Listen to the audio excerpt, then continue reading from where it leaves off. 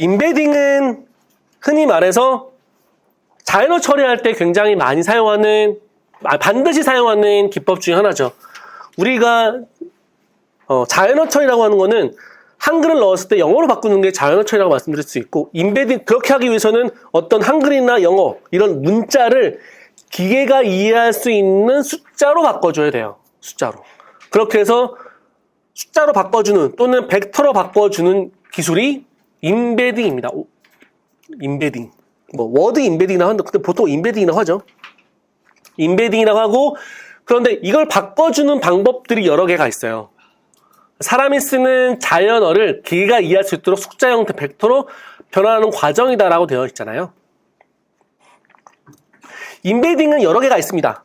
임베딩뿐만 아니라 인공지능 관련해서는 활성화 함수도 여러 개가 있고, 그리고 경사항법도 그레디언트 디센트도 굉장히 여러 개가 있어요. 왜 여러 개가 있냐면, 흔히 인공지능은 블랙박스 영역이라고 되어 있기 때문에 그 안에 까서 어떻게 돌아가는지를 알 수가 없어요. 그렇기 때문에 사람들은 그걸 개발하는 학자들은 그냥 얻어 걸려라 하면 계속 만드는 거예요. 이렇게 하면 좋아지겠지, 저렇게 하면 좋아지겠지. 하지만 상황에 따라서 장점도 있고 단점도 있습니다. 흔히 뭐 번역할 때 RNN 같은 경우도 굉장히 효과가 좋은데, 하지만 문제가 있자 그러잖아요. 긴 문장일 때에는 뭐 컨텍스트 벡터 문제도 있고 장기 의존성 문제가 있어서 쓰지 못한다는 문제도 있잖아요. 근데 하지만 실제 RNN을 사용해보면 성능이 엄청 자연어 처리를 잘해줘요. 근데 하지만 단점은 긴 건 안 된다. 똑같습니다. 여기에 대표적으로 원핫 인코딩, 또 워드 임베딩, 이거 있다. 그 워드 투백. 워드 투백 같이 이런 임베딩들 많이 있어요. 대부분은 워드 투백을 많이 써요.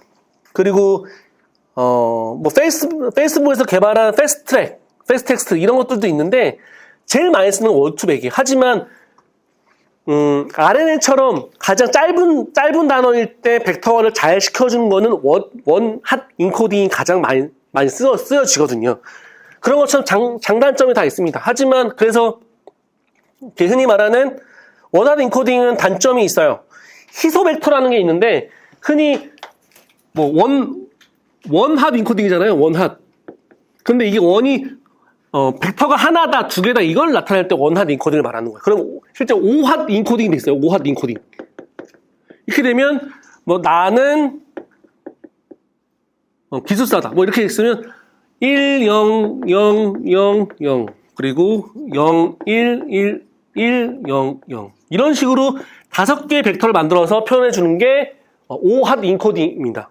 그런데 우리가 알고 싶은 거는 의미 있는 1에 대한 내용을 갖고 싶어요. 0은 의미가 없습니다.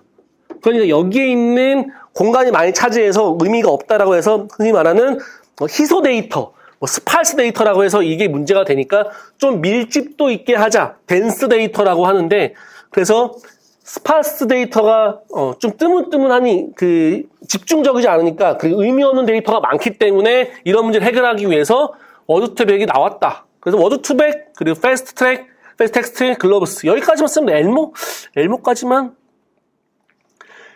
이거는 1교시 시험에 나올 수 있는 만한 문제는 워드 투백 하나밖에 없습니다.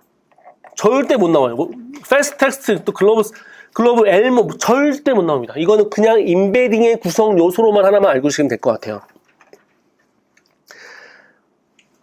또 그러니까 1교시 시험에 워드 투백이 나올 수 있기 때문에 15하고 스캣그램 이거는 반드시 그림부터 시작해서 알고 계시면 좋을 것 같아요. 그리고 원핫 인코딩도 1교시 시험이 아니지 2교시 시험에 가에 한번 원핫 인코딩이 한번 나왔거든요. 그렇기 때문에 원핫 인코딩 그리고 워드 투백은 꼭 가지고 가시면 좋을 것 같아요. 그리고 아까 말씀드린 스파스 데이터하고 그리고 덴스 데이터, 희소 데이터, 밀집 데이터라는 느낌을 갖고 가시면 될 것 같아요. 이렇게 하는 겁니다. 전처리는. 나는 학교에 간다. 먼저 문장 단어 단위로 분리를 한 다음에 이렇게 이거는 전형적인 원핫 인코딩입니다. 아니죠. 원핫 인코딩이 아니죠. 3핫 인코딩이죠. 3개니까 벡터가 3개잖아요. 그래서 흔히 말하는 문장 예측이 감정 분석할 때 제일 많이 씁니다. 감정 분석 또는 문장 요약할 때 이런 것들도 많이 쓴다라는 느낌을 작성해 주시면 좋겠죠.